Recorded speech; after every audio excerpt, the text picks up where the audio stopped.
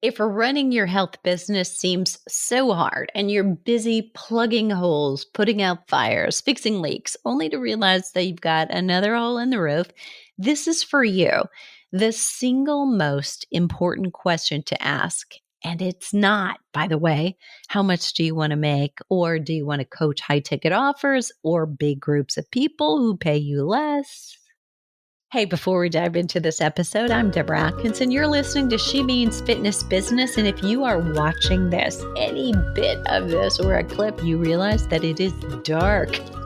I was trying to beat the sun and I failed to do so. So we have artificial light here coming from the computer, and that is it. But you are listening to She Means Fitness Business. That's a division of my business. The other podcast we host is Flipping 50 from our business Voice for Fitness. And everybody on my team believes that you deserve, as a health or fitness coach or somebody who wants to be one, to work with clients every day that you love and to make a living and a lifestyle that offers you the freedom to enjoy it.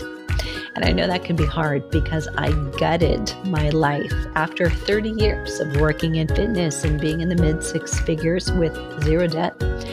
I quit it all to have a bigger reach, to actually help trainers and health coaches learn how to market and sell themselves and stand out. And this was far, far before the pandemic and everybody was needing to stand out online. However, I realized suddenly I needed to have a business where I was still doing it and not just be talking sales and marketing, but I needed to be demonstrating it. So that's when I started Flipping 50. And now we're coming full circle. We're training health coaches and trainers how to work with women in midlife and menopause, and also go from zero every month to six-figure months. If I did it, so can you. First place to start is here. You're listening and you're already there.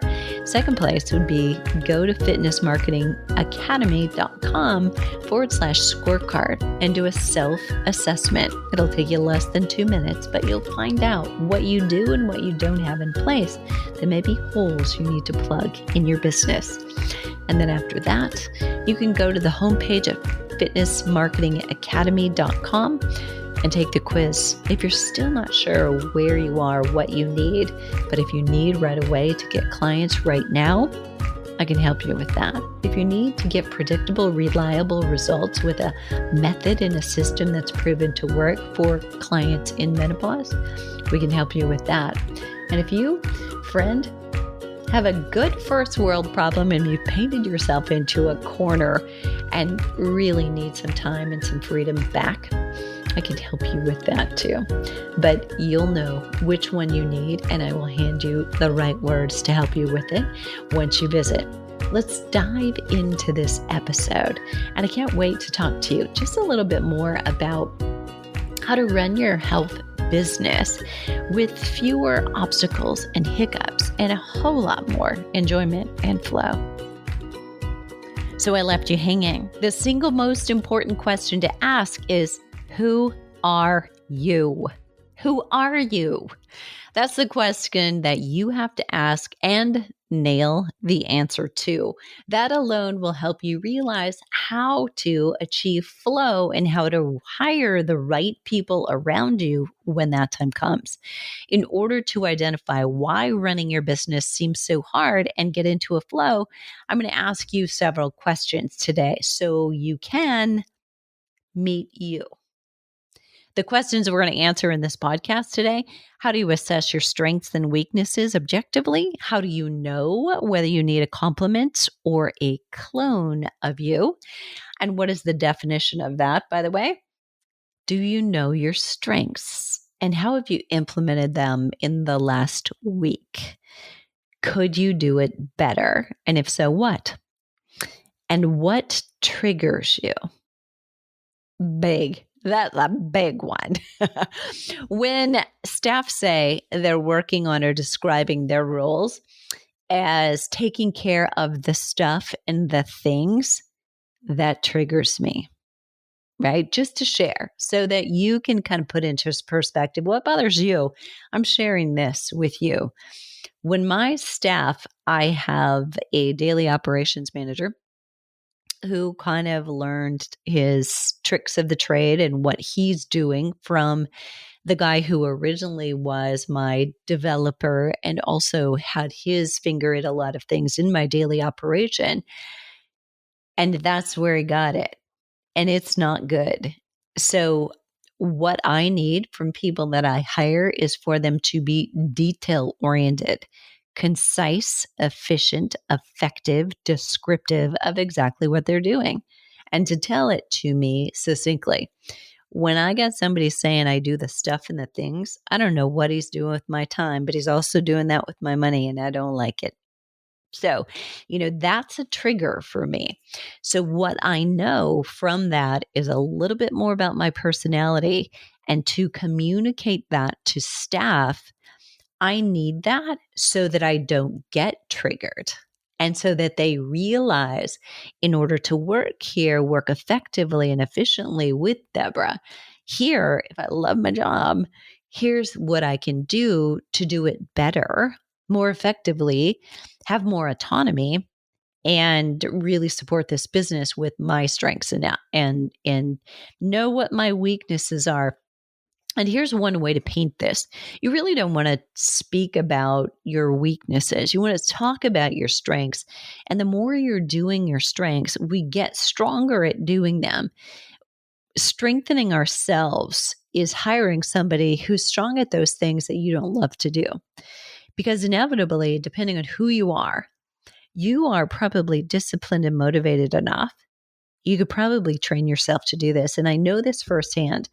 So I've taken a test, and there is a test called the Color Code, and I'll share a couple other personality tests with you at the end of this. And I've taken this 3 times, and I've gotten 3 different answers. So the first time I took it, I was primarily a red. And the next time I took it, I was primarily a yellow. And then the next time I took it, I was a little bit of blue and red. And I was like, what is going on here?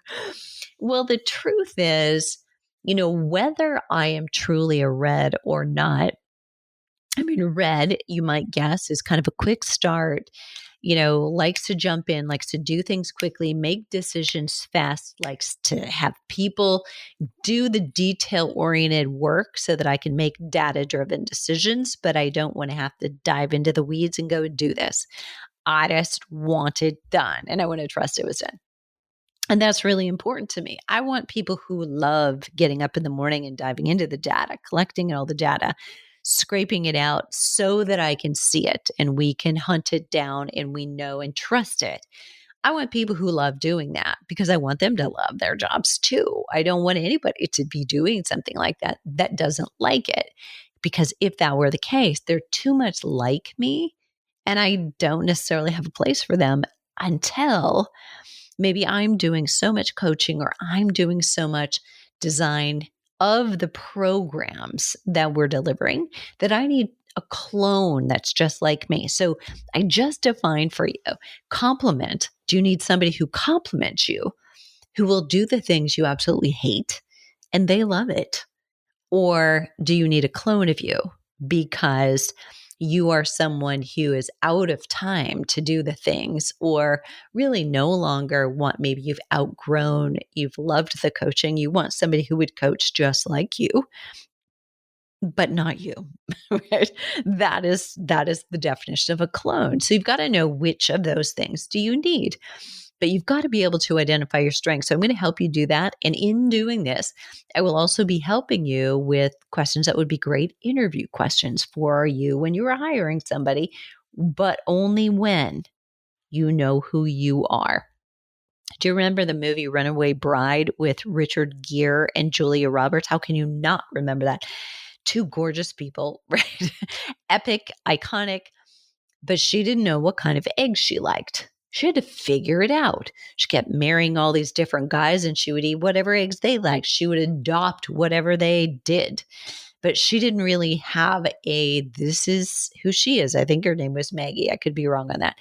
But it wasn't until Richard Gere made her figure it out that she knew what she liked. And this is what you've got to know. You've got to know, what do you like? What do you not like? What are you good at? What are you not so good at? And you've got to be able to look at the things that you're really good at and what you're really strong at, like only you can do it in your business. How much of your time in the last week was spent doing that? Really good time analysis is, you've got to drive yourself crazy with this, but you can do it on your computer with some program, or you can do it on paper, as I would. And that would mean in 15-minute increments all day long, from your waking moments. You write down what you did. So maybe for you, it's better if you do it at the top of the hour and you say from 5 a.m. to 5:15, 5:15 to 5:30, for blah, blah, blah. You can see where you wasted time. You can see where you meditated or didn't, where you exercised or didn't, where you ate, where you showered, where you wasted time scrolling, or you docked on social media for a quick look and ended up wasting, whatever. So thinking about all the things, you've got to first know your strength. Think about when you implemented them with what projects, and look at your time calendar literally and say, where could I do better here? Because inevitably, if you are not at the level of business that you want to be, and you're just really busy, which is what I hear a lot, I'm just really busy. A lot of times you're not all that busy doing anything productive. You're not doing something that is revenue generating, and or doing it within a time frame that you say, between here and here, I'm done with it. If you don't give yourself, and you leave it open-ended, you don't give yourself a deadline, that project will take whatever space it wants to. But you can decide if you want to manage it by saying it will be done by 11. Boom. So I want to know what triggers you. I shared mine, but I'm going to ask you a couple of questions here. What do you need to communicate to others about working with you? For instance, in my case, that triggered me when I hear my staff say that, and I thought we were done saying it, and then he introduced himself last week to a new team member and used that description. I was like, not okay. Not okay, because I don't need another team member to hear that at all. Right. So that is really an important distinction. What do people need to know? What do I need to communicate to them about how to work with me? Like what I appreciate. Like, here's how I want messages. I want them quick, and I want them efficient and effective. I don't want to have to go back and forth. If I ask you 3 questions in a message, address them A, B, and C. Here's the answer. Here's the answer. Here's the answer. Don't maybe come back if you did an incomplete answer. I don't know. This is a closed loop. That drives me nuts. I want to know it's done. It's taken care of. And I take full responsibility. I want to know that. So that's what somebody needs to know. What do they need to know to work with you? How do you relate? So I'm going to give you a couple of questions. What do you need in order to be productive? This is also a great question, isn't it? For somebody on your staff who you might be interviewing. What do you need in order to be productive? So for me, I need an environment that's not chaotic. I need a block of time. If I feel like it's 1:00 and I have an appointment at 2:00, I'm not going to be all that productive because I have that 2:00 hanging over my head. If I were at 1:00 and going to 2:00 and I didn't have an appointment until 3, I'd be more productive. I do better, and I like the pressure of deadlines, don't get me wrong, but that kind of, I got to be on. I got to be on my toes. I got to stay ready. I've got to make sure I'm ready for this appointment. I find it hard to get into a project and get into the flow of creativity and then be able to actually get anything done. So a small period of time doesn't work for me. I love mornings. We don't book me out for appointments until noon because I'm working on the business. It's when I'm writing up programs. It's when I might do an entire batch of podcast episodes coming up for the next few weeks or month, when I might be doing our publishing calendar for the next year, when I might be writing a series of emails for our next masterclass or the next one after that. And I have a lot of work gets done in a short amount of time when I have a block of time. And I feel like it's expansive. But when I'm restricted, I don't do very well with them. So in order to be productive, I need big blocks of time. I need padding and somebody to protect me, to know that I've got it. I also need breaks. So I need to be able to work for a little bit in the morning, free, clear space, nobody bugging me, nobody calling me. And then, or I'm not picking up. And then I need to get outside, go for a workout, stimulate the brain again so that I come back and, be relaxed, purge a little adrenaline and be ready to go. When you're stressed, what do you need? So I'm asking you, if I had to answer that question, I thought about this, but when I'm stressed, I'm going to come back to what I need in order not to get stressed in the first place. I need more space, I need more time. I need probably a really good workout. I might need a soak in Epsom salt or a sauna. And interestingly enough, so I went for a walk outside this afternoon. I have my sauna on. So it happens to be in my office, right? So it's on while I'm recording a couple of podcasts. So I know I have that to look forward to. And I'll go get in a bath afterward. So it's boom, boom, right? And given me some really great things for neurotransmitters, for relaxation, looking forward to. And I love both of the sauna and bathing in Epsom salt for the health benefits and the sleep support. So those are probably things I need when I'm stressed. I need to hear from friends, so time for phone calls, touch base with them, be able to call and vent. I've got, two absolute go-tos. I can leave a long, windy message to them, or I can record one and not even send it, and I feel better. And you need those kinds of friends. Everybody needs those kinds of friends. So what do you need when you're stressed? And this is something to ask your staff. But you're also asking the other one, what do you need in order to be productive? Because you're really saying, what do you need in order to not get stressed, right? Are you detail oriented? Question for you. And do you need lots of details to make a decision? Do you like to be the one to gather the details and the data? So 3 separate questions there, but all very insightful. Now, I would say I'm a quick start. That's my nature. Like I will dive in. I like the big picture and I like to, let's just go. Like I'm going to get started. I want to get my hands in it. I want to start creating. And here's the overview. And like true for me when I was like making cookies, when I was, in high school or a teenager, whenever that starts. I would mix up the batter. I would make the first batch and they'd be in the oven. And then I was tired of it. So I'm a quick start. I don't like to follow through. Certainly don't want to wash the dishes. Right? I don't even really care about eating the cookies, but I like making them. So I am not, a detail oriented in terms of follow all the way through. I have become detail oriented because I don't have people on my team that I trust to do it right now. That's not ideal. So I realize they don't have all the spinning plates. Nobody cares as much as you do if you're the owner. So, and I'm thinking about what is my consumer thinking, feeling, and doing right now? What is the one right before they get into this program doing? What is the one in this program about to wrap it up thinking, feeling, and doing? What are their thoughts right before Thanksgiving week when we have sales?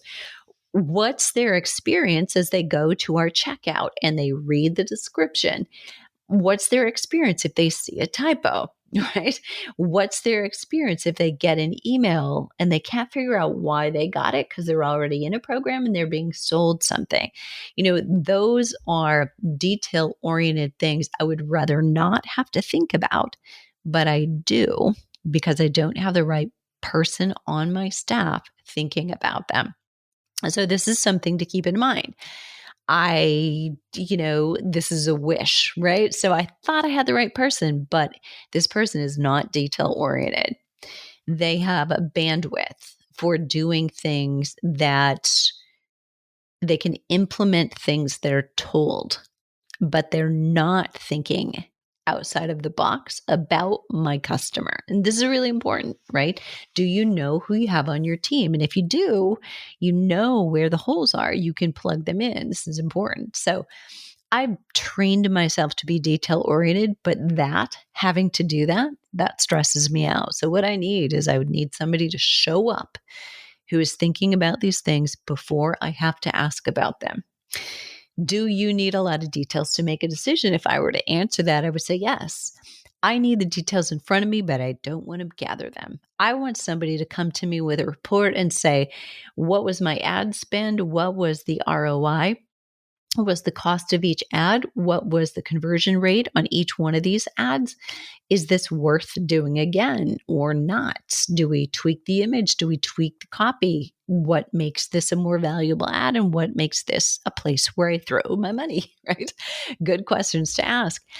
Do you like to gather the details and data? Now, if I were writing and researching for a program or for a supplement and the value of using a certain supplement, that I like. I like the science. I'm a science girl, but I don't want to gather the data by, looking at my Google Analytics. I want someone on my team to do that for me.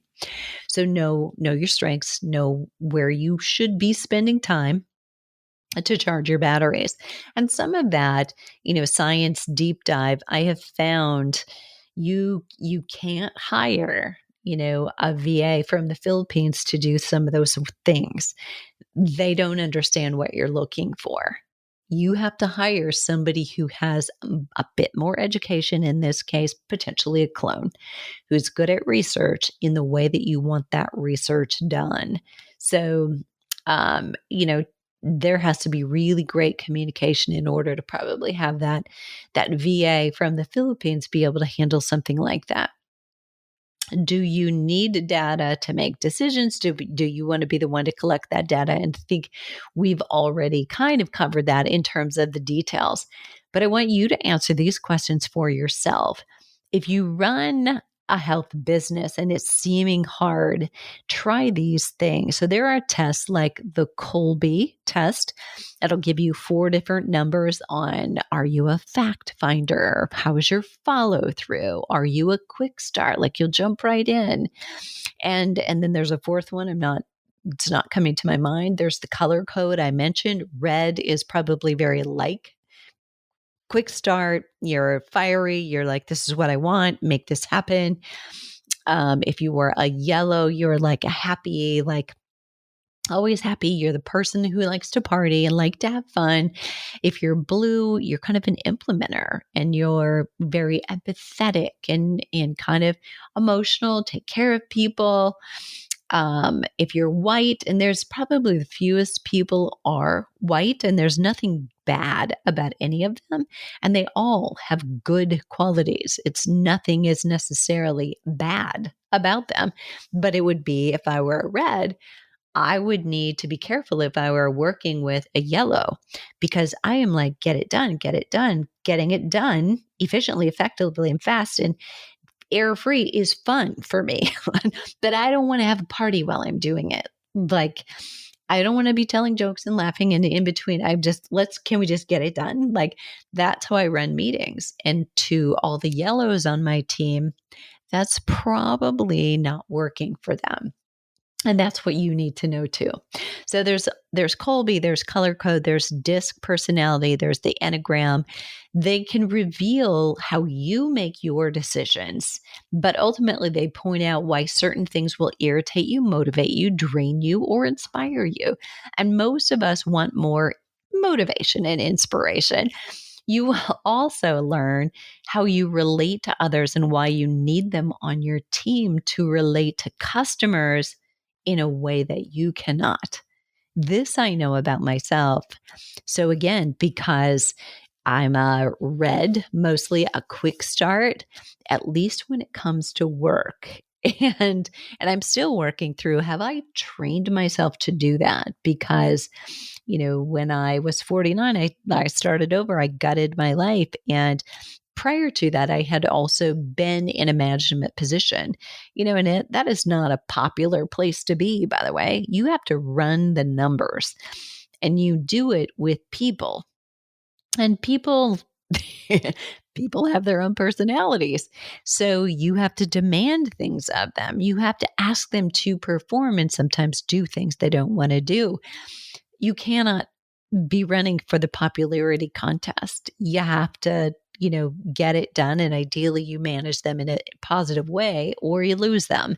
But you've got to, kind of pick, where's success and what do I deem as success for me, myself, and for the team. But you have to know, who are you? And if I have become a red versus really truly am a red, eventually that could lead to burnout for me. So you also want to know that about yourself. I tend to, as a child, I was probably a little bit more of a yellow, but I believe that I became a little bit of a red as a child because I performed and my parents, and this, like going back to psychotherapy, is not, but my parents got divorced when I was really young, I think 4, maybe 5. And my mom and stepfather got married when I was 6, I think, going into first grade. And I think I took on the role of making sure that everybody stayed happy, keeping the peace and entertaining people, smoothing things over, even as just a young child. And, so in a bit, I think, that yellow in me may have become a little bit more red.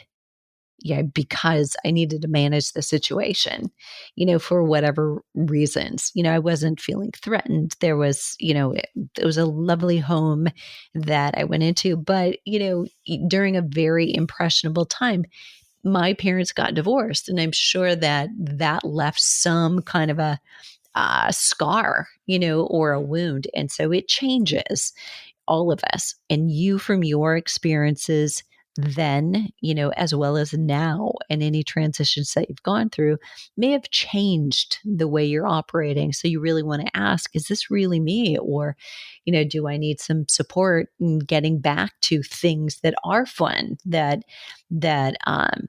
if you are more of a yellow, truly at your core, but you haven't allowed that to come out or felt safe enough, is there a way that you can create it? Because it might put you back into a better balance as a leader in your organization.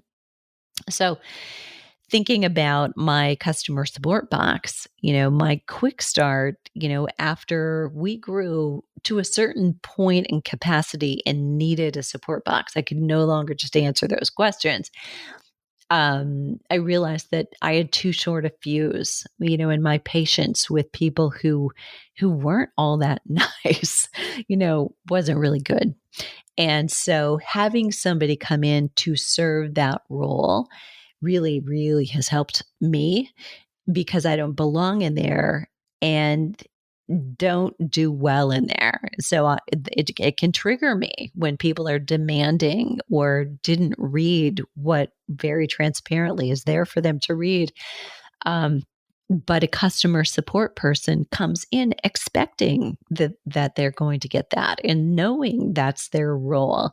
And they enjoy taking care of people and smoothing things out and pointing out to them, we're sorry that happened or that you had that impression, but, making them see it in the right way with the right tone versus me who just wants to say, no, that's not right. Didn't you read it? So you need them. You need those people who compliment you as well as who are clones for you. But you also need to know these people don't communicate in the same way that you do. And so they could irritate you, or you could be irritating or triggering to them. And that's a really important distinction. So kudos and tons of respect, by the way, to my team members who have been totally transparent with here that um, anything that goes out from me also I realize could come back, right? So I may trigger, some of the people on my team. And so my hope is that we all I enjoy our Monday meetings. I enjoy my team meetings because I enjoy my team. I like the people who work for us, and that's really important. And my hope is that they like it too. They like the other people we've picked and hired together, and that they enjoy working with or for me and for ultimately for all of you, because that's what they're doing. So realizing that we're all going to need a different style of communication depending on what's going on. You have to know when you need somebody to clone you, meaning you're going to have them do a job that you do really well and love, but now maybe that you need to hand off to somebody or need more hands on deck. And when you need somebody who's a complement to what it is that you do and how you do it and communicate. So you need somebody good at things you're not, who loves doing things that you hate or that drain you. We're going to put some other episodes down here in the show notes that you might like. I hope this was helpful, but I highly recommend that not only you, but anybody that's working with you or as a hiring tool, you start asking, have you done a personality profile? And what is your personality? But even beginning with these questions, what triggers you? When you're stressed, what do you need? What do you need in order to be productive? Those questions can really help am I hiring the right person for the business that we're going into? I hope that was helpful. I would love it if you would share that with a friend or a colleague, and come on over to Fitness Marketing Academy where you can see all the show notes.